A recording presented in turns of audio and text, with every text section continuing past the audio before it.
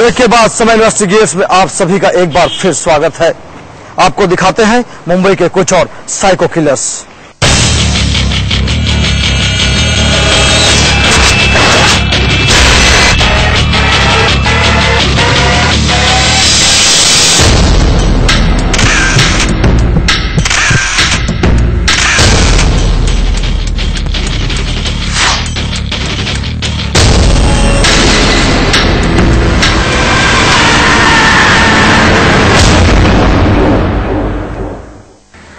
अपने शिकार को मौत के घाट उतारने के बाद बतौर हस्ताक्षर बियर का एक कैन अपने शिकार के सरहाने छोड़ देता। चुनौती थी मुंबई पुलिस के लिए, रोक सको तो रोक लो। क्या हुआ उस बियर मैन का, देखिए इस रिपोर्ट में। बियर मैन, नाम रविंद्र कंट्रोले, वारदात का ठिकाना दक्षिण मुंबई, हत्याएं 7, हत्या के बाद शव के पास बियर कैन छोड़ देना। पत्थरमार का रहस्य आज भी रहस्य ही है। पुलिस फाइलों में यह सीरियल किलर आज भी जिंदा है। पुलिस के लिए राहत की खबर यह रही कि पत्थरमार अचानक गायब हो गया। पुलिस अपनी रूटीन ड्यूटी में मस्त हो गई, लेकिन नींद में ड्यूटी बजा रही मुंबई पुलिस की फिर सांसें अटक गई जब अक्टूबर 2006 से लेकर जनवरी 2007 के बीच दक्षिण मुंबई के मरीन लाइन्स, चर्नी रोड और मरीन ड्राइव पर एक के बाद एक 7 लाशें पुलिस को मिली। पुलिस समझ गई कि इन वारदातों के पीछे फिर कोई सीरियल किलर ही है, लेकिन कौन? इसका जवाब पुलिस के पास नहीं था। सबूत के नाम पर अगर कुछ था तो बस वारदात के बाद लाश के नजदीक रखा गया बियर कैन, और इसी वजह से पुलिस और मीडिया ने इस सीरियल किलर का नाम बियर मैन दे दिया। बियर मैन की बात काफी चली 2006-07 के दरम्यान। उसका एक बात ये हो सकती है कि ये जो ड्रग एडिक्ट है, जहां जहां उनकी डेड बॉडी मिली है वो तो कोई साफ सुथरी जगह पे नहीं मिली है। जहां कोई कचरा फेंकने की जगह है, रेलवे लाइन के बाजू की जगह है, रेलवे स्टेशन के बाजू की जगह है, तो ऐसी जगह पे, जो आइसोलेटेड जगह पे कोई बियर का कैन किसी ने पी के डाला भी होगा, इत्तेफाक से वो उधर एक जगह पे मिला और इंसिडेंटली ऐसे ही कुछ कचरे की जगह डेड बॉडी मिला और उधर भी बियर का कैन मिला, तो लोग उससे जुड़ाते हैं कि भाई ये किलर जो है ये हो सकता है, उसने उधर भी बियर का कैन मिला, इधर भी बियर का कैन मिला।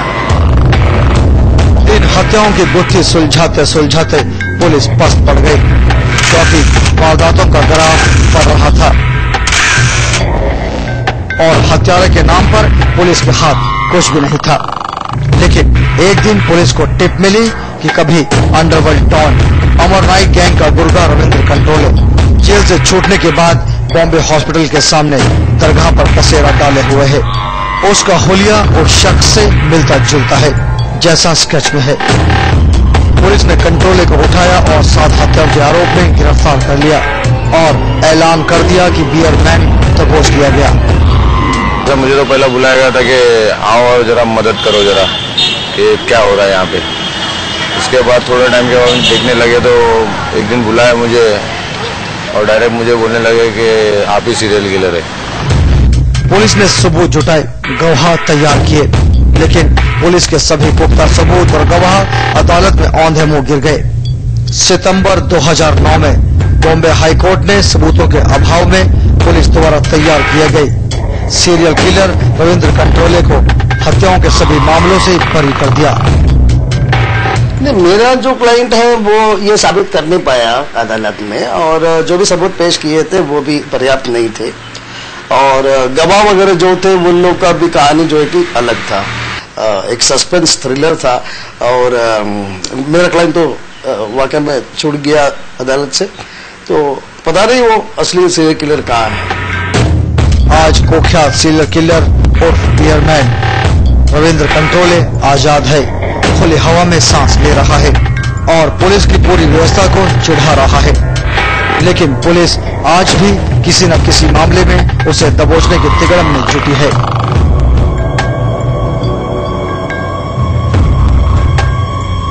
साइको किलर मुंबई पुलिस के लिए सबसे बड़ा चैलेंज रहा है। वो बहुत ही चालाक और शातिर रहता है।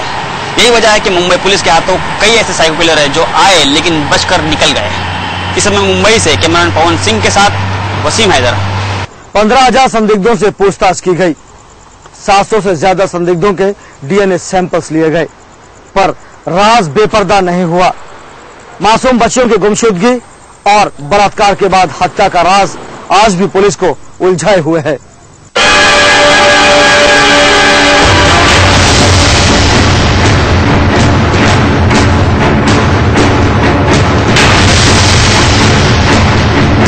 सीरियल किलर के किस्से और उसको सुलझाने की कहानियां सुनाते सुनाते कई पुलिस अफसर रिटायर हो गए। आज पुलिस का खौफ इतना हो गया है कि लोगों को लगा अब सीरियल किलर के किस्से बीते जमाने की बातें हो गई। लेकिन कोलाबा कफ परेड में एक के बाद एक 3 मासूम बच्चों की बलात्कार के बाद हत्या ने पूरे शहर को सन्न कर दिया। 7वें आसमान पर उड़ने वाली मुंबई पुलिस की फिर हवा निकल गई। 3 से 4 साल की उम्र की करिश्मा चौहान, जागृति पटेल और इन्हीं की हम उम्र एक बच्चे की हत्या में एक ही तरह का मॉडस ऑपरेंडी। इतने बड़े पैमाने पे लोगों का डीएनए टेस्टिंग कराना ये भी संभव नहीं है, न ही जो है इन्वेस्टिगेशन के दृष्टिकोण से ये ठीक है, क्योंकि जिस व्यक्ति ने इसका अंजाम दिया होगा इस तरह का, वो इतना मूर्ख नहीं होगा कि लोकल एरिया का होगा, वो कहीं से बाहर से आके वो अंजाम देके चला गया होगा और अब उसका मुझे लगता है कि पता लगाना काफी मुश्किल हो सकता है। पुलिस ने ताबड़तोड़ कुछ हजार लोगों को जमा किया, सैकड़ों का डीएनए करवाया, लेकिन यह साइको किलर पुलिस से एक कदम आगे ही चल रहा है। पूरे इलाके में खौफ का माहौल है। पुलिस जल्द ही इस सीरियल किलर को दबोचने के बेशर्म दावे करती नहीं थक रही। और ऐसे केसेस में जो साइंटिफिक मेथड्स ऑफ इन्वेस्टिगेशन है वो एक बहुत ही अहम भूमिका अपनाता है, जैसे कि जगह जगह पे सीसीटीवी कैमरा के फुटेजेस हो गए, जो फिंगरप्रिंट की एनालिसिस है, फिंगरप्रिंट के जो बैंक्स हैं। अभी हमारे देश में अगर यूनिक फिंगरप्रिंट अथॉरिटी का जो प्रोजेक्ट है वो पूरी तरह से कार्यान्वयन हो जाएगा तो देश के प्रत्येक नागरिक का फिंगरप्रिंट एक रिकॉर्ड में रहेगा और उसके जरिए भी डिटेक्शन हो सकता है। जबकि हकीकत वो खुद जानती है। जब पुलिस को इन हत्याओं की गुत्थी सुलझाने में सफलता मिलती नहीं दिखी, तब उसने पुराने सीरियल किलर पर अपना ध्यान केंद्रित कर दिया। बियरमैन का डीएनए करवाया गया, जिसकी रिपोर्ट आनी अभी बाकी है। लेकिन इन वारदातों ने यह एक बार फिर साबित कर दिया कि स्कॉटलैंड यार्ड से अपनी तुलना करने वाली मुंबई पुलिस आज भी सिर्फ और सिर्फ दावों की ही महारथी है। समय इन्वेस्टिगेट्स के लिए अखिलेश तिवारी के साथ वसीम हैदर।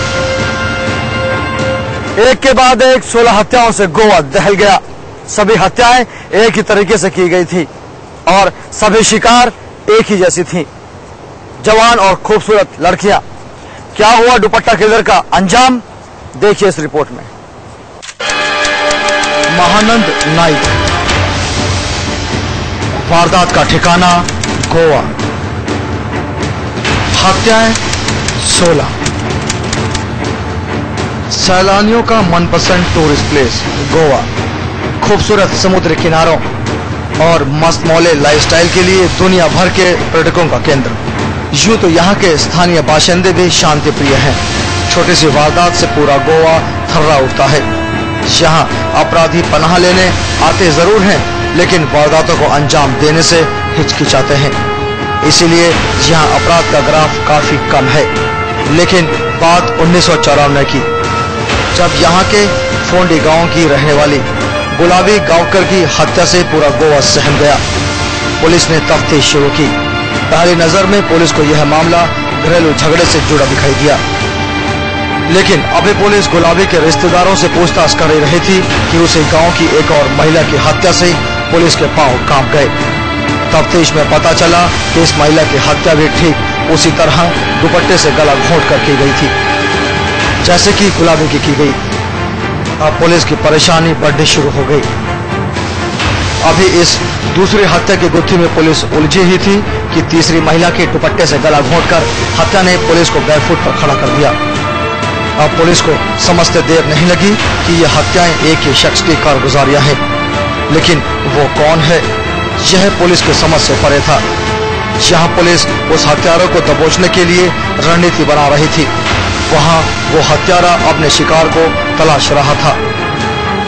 उन्हें अपने हवस का शिकार बनाकर फिर उन्हें मौत के घाट उतारता जा रहा था। कुछ महीनों के भीतर ही 7 हत्याओं से गोवा दहल गया। लोगों में रोष बढ़ने लगा, पुलिस पर दबाव भी, और कुछ लोगों की निशानदेही पर स्केच बनवाए गए और स्केच से मिलते जुलते कुछ संदिग्धों को उठा लिया गया। वो तो अपने जो गरीब लोग लड़कियां रहती थी उनको टारगेट किया करता था और वहाँ उनके पास से सोना लेने के बाद उनके दुपट्टे से उनका खून किया करता था। जहां पुलिस सीरियल किलर को दबोचने की मुहिम में जुटी थी, वहां दुपट्टा किलर वारदातों को अंजाम देता जा रहा था। 1994 से लेकर 2010 तक 16 युवतियों को दुपट्टा किलर ने मौत के घाट उतार दिया। और फिर मार्च 2010 का वो दिन आया जब गोवा पुलिस की किस्मत उन पर मेहरबान थी और सीरियल किलर दबोच लिया गया। महानंद नाइक दबोच लिया गया। टोटल फोंडा में उसके 11 केसेस है। उसमें से फर्स्ट केस उसका 1994 में हुआ। तो गुलाबी गांवकर का केस हुआ था। 1 विक्टिम लेडी गुलाबी Gaonkar. Out of this 11 cases में से 5 एक्विटेड हो गए हैं जो छूट चुके हैं और दोनों उसको लाइफ टाइम मिला है और 7 ईयर्स एक रेप केस में उसको 7 ईयर्स इम्प्रिजनमेंट है। तफ्तीश शुरू हुई। हत्यारे महानंद ने कबूल किया कि उसने 16 युवतियों को पहले तो अपने प्यार के जाल में फंसाया, फिर उन्हें अपने परिजनों से मिलवाने के बहाने सजने संवरने और गहने पहनकर आने के लिए कहा और फिर उसके साथ उसने अंतरंग संबंध बनाए और इसके बाद मौका देखकर अपने शिकार की दुपट्टे से गला घोंटकर हत्या कर दी और उसके आभूषण लेकर फरार हो जाता। पुलिस ने थोड़ी राहत की सांस ली क्योंकि उनकी नींद और चैन लूटने वाला सीरियल किलर अब सलाखों के पीछे था। लेकिन अब पुलिस के सामने इससे भी बड़ी चुनौती थी। दुपट्टा किलर को उसके गुनाहों की सजा दिलवाने के लिए सबूत जुटाने की। पुलिस ने सबूत जुटाए और अदालत ने हत्या के 2 मामलों में उसे उम्र कैद की सजा सुना दी, जबकि बलात्कार के आरोपों में 7 साल की कैद की सजा सुनाई गई। इसे विडंबना कहिए या पुलिस की लापरवाही, सबूतों के अभाव में हत्या के बाकी मामलों में उसे बरी कर दिया गया। खैर, दुपट्टा किलर महानंद नाइक अपने गुनाहों की सजा काट रहा है। वहीं गोवा के बाशिंदों और पुलिस का चैन लौट आया है। समय इन्वेस्टिगेट्स के लिए योजना यादव।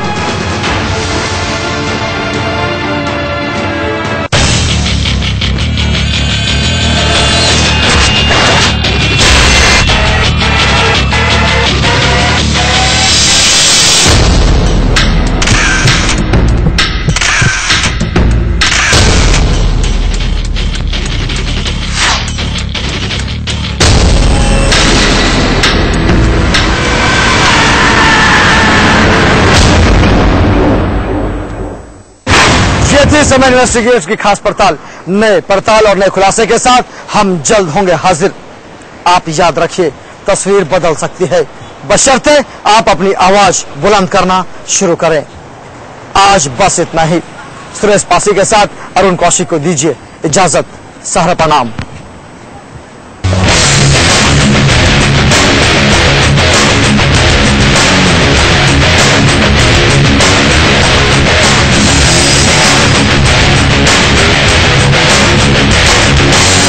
जोड़ी सही होनी चाहिए।